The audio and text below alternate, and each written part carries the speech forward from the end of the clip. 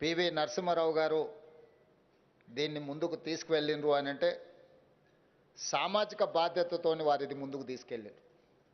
సర్టిఫికెట్ల కోసం అయితే చాలా యూనివర్సిటీలు ఉన్నాయి అప్పటికే తెలంగాణ సమాజంలో. ఉస్మానియా, కాకతీయ లాంటి గొప్ప పేరు ప్రఖ్యాతులుగాంచిన యూనివర్సిటీలు ఉన్నాయి.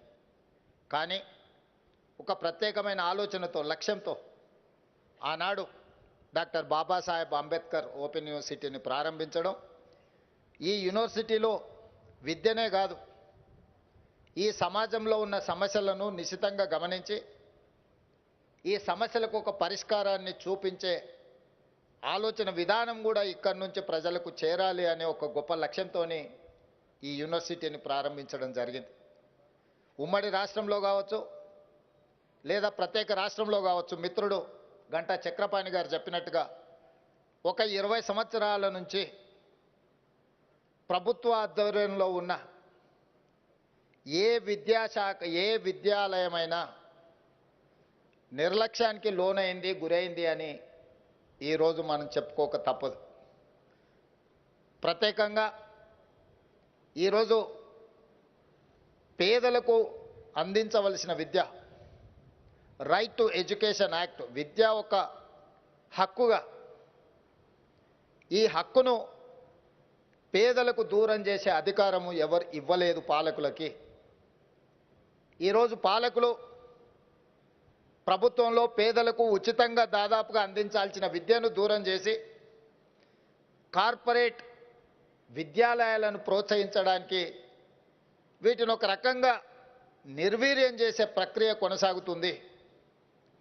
అందుకే నేను బాధ్యత తీసుకున్న మరుక్షణం మంత్రివర్గాన్ని ఏర్పాటు చేసుకోవడానికి ఎంత ప్రాధాన్యత ఇచ్చినో, ఈ తెలంగాణ రాష్ట్రంలో, తెలంగాణ ప్రాంతంలో ఉన్న విశ్వవిద్యాలయాల వైస్ ఛాన్సలర్ను నియమించడానికి కూడా అంతే ప్రాధాన్యత తీసుకొని ఎలాంటి వివాదాలకు తావు లేకుండా ఈ తెలంగాణ సమాజం పట్ల సంపూర్ణమైన అవగాహన ఉన్న వాళ్ళను, తెలంగాణ సమాజం ఏం కోరుకుంటుందో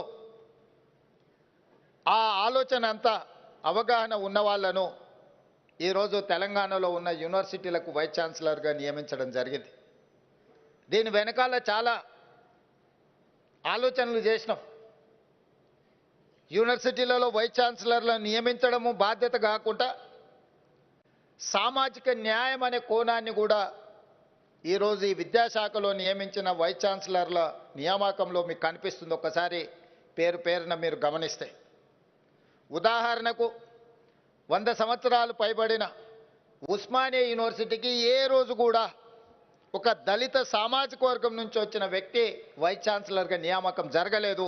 ఈ ప్రభుత్వంలో ఈసారి ఉస్మానియా యూనివర్సిటీకి 100 సంవత్సరాల తరువాత అత్యంత సమాజ నిర్లక్ష్యానికి లోనైన ఒక విద్యావేత్తను వైస్ ఛాన్సలర్గా నియమించడం ద్వారా చదువుకుంటే గొప్ప వ్యక్తులుగా రాణించవచ్చు, ఆ వ్యక్తులు ఆదర్శంగా నిలబడి సమాజంలో విద్యను భావవ్యాప్తి చేయడానికి ఉపయోగపడుతుందని, అక్కడే కాదు ఈరోజు మిత్రుడు గంటా చక్రపాణి గారిని కూడా ఇక్కడి నుంచే 30 సంవత్సరాలు ఇక్కడ సేవలు అందించిన ఒక విద్యావేత్తను ఈరోజు ఈ ఓపెన్ యూనివర్సిటీకి వైస్ ఛాన్సలర్గా నియమించడం జరిగింది. మీరు పాలమూరు యూనివర్సిటీ తీసుకున్నా, ఏ యూనివర్సిటీ అయినా మీరు ఒక్కసారి తీసుకొని పరిశీలించండి.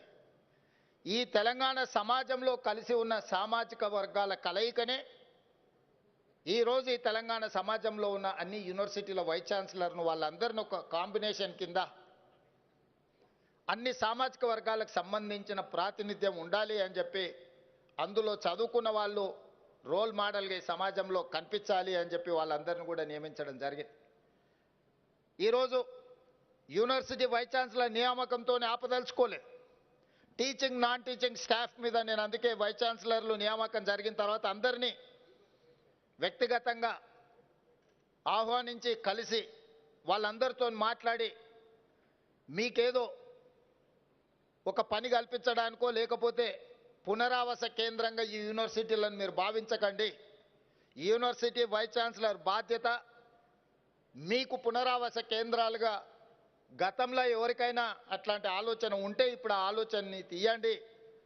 ఈరోజు తెలంగాణ సమాజానికి కావలసిన చికిత్స అందించాల్సిన బాధ్యత మీ చేతిలో పెడుతున్నా మీరు తక్షణమే టీచింగ్ నాన్ టీచింగ్ వేకెన్సీస్ ఎన్ని ఉన్నాయో వాటన్నిటి నియామకాలను పారదర్శకంగా నియామకాలు చేపట్టడానికి అవసరమైన చర్యలు చేపట్టండి అని వైస్ ఛాన్సలర్ అందరినీ నేను పిలిచి వాళ్ళందరితో మాట్లాడడం జరిగింది. నియామకాలే కాదు, సిలబస్ కూడా మనం చదువుకునే చదువుకు సమాజంలో ఉన్న అవకాశాలకు పొంతన లేకుండా పోతే కేవలం మనం పట్టాలు తీసుకొని బయటికి వస్తే మళ్ళీ నిరుద్యోగులుగా తెలంగాణ సమాజంలో మళ్ళీ కనిపించాల్సి వస్తుంది. అందుకే ఈరోజు ఒక పక్కన సామాజిక బాధ్యతను గుర్తు చేస్తూనే సమాజంలో ఉద్యోగ ఉపాధి అవకాశాలు సాంకేతిక నైపుణ్యంతో కూడుకున్న శిక్షణ ఉండాలి. దానికి సంబంధించిన ప్రణాళికలు మీరు సిద్ధం చేయండి.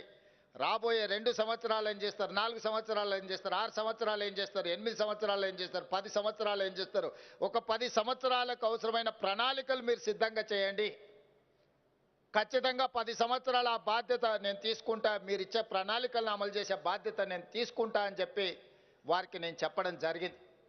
కొంతమందికి ఆశ్చర్యం అనిపించవచ్చు, 10 సంవత్సరాలు రేవంత్ రెడ్డి గారికి అవకాశం ఉంటుందని నేను బలంగా నమ్ముతున్నా.